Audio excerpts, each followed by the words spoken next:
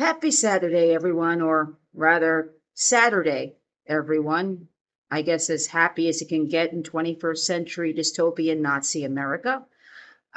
So, this is what I got on here to say.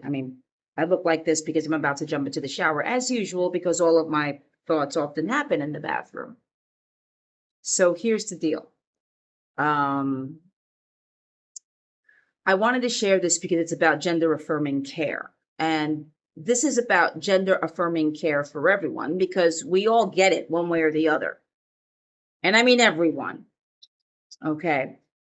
I am on HRT. And the reason I'm on it is because I'm perimenopausal. I identify, I am a cis queer woman, but I'm also 49. And I am going through perimenopause. So these symptoms include hot flashes, mood swings, you name it, depression, weight gain, bloating, fatigue, loss of libido. Oh my God. Everything, anxiety, high anxiety, achiness, back pain, titty pain, all that shit. Your clit atrophies. It's a whole ordeal. So I'm on 2 milligrams of estradiol. And that has helped me so damn much. I'm actually able to be grounded and think. So that's my gender affirming care. So I'm going for another form of gender affirming care in August, actually August 26th. I am having my breasts reduced. So basically, I developed very early. I was 10 years old and heading close to 36 Cs. I did not fit in a freaking training bra by the age of 10.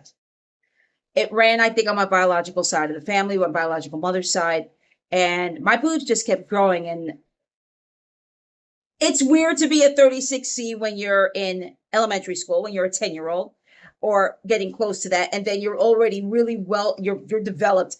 I was a tiny little thing with boobs. I look like a stick with a giant set of pillows on my chest. Like, I got bullied for that. I think the guys had no idea what the fuck to make of it because they were going through puberty, okay, themselves. And they were like, what in the hell? And then you've got the girls who are jealous as fuck, which I got hit with a lot of.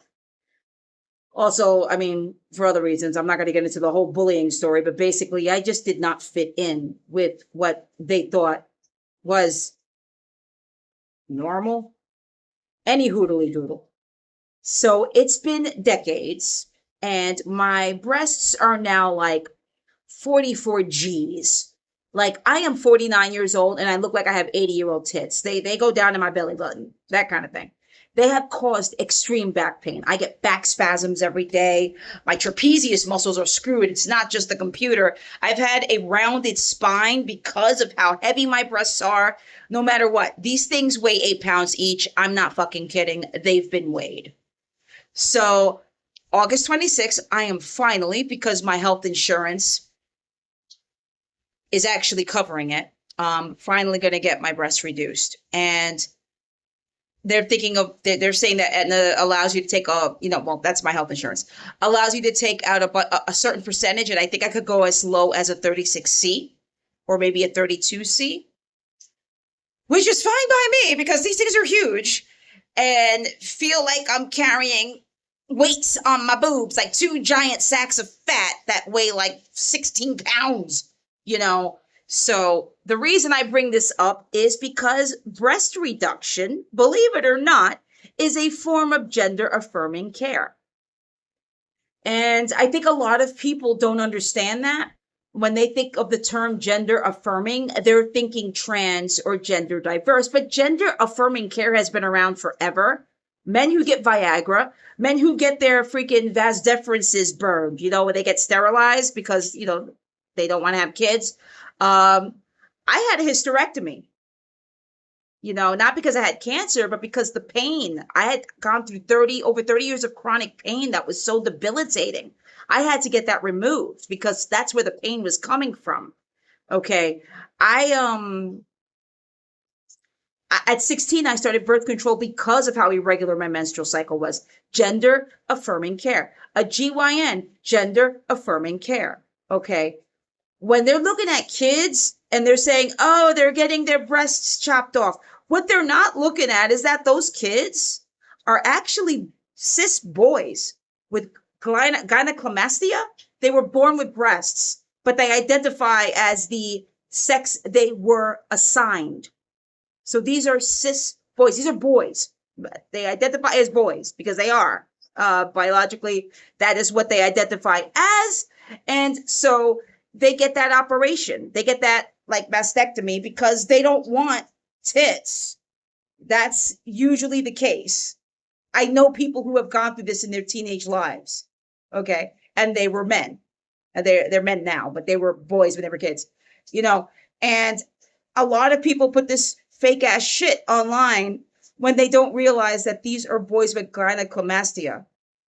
Gender affirming care is not just for trans and gender diverse people. It's for cis men and cis women as well. And before anyone comes at me with, oh, cis doesn't exist, you're a transphobic fucking predatory bigot, because cis has been around forever. It's a scientific term, and you could Google what it means. And the only reason why you hate the term is because you associate it with trans, because you're a transphobic predatory bigot. So that is my lesson on gender affirming care. I am getting my reduction in August so that my back can finally stop hurting me every night and during the day or when I'm working. And I can finally just feel good about myself when it comes to my breasts, because I haven't been happy about them with them for a long time because of how huge, for me, how too big they are for me.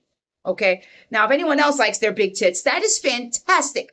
You do you celebrate, shake those bajungas around. Okay. Ain't nothing wrong with that. Be proud of them. I just find that my breasts have been a big subject of and a trigger of my body dysmorphia when I look at them. And quite frankly, I never identified my breasts as something that defined my womanhood. They never did, not even when I was a child. Anyway, have a wonderful day, folks.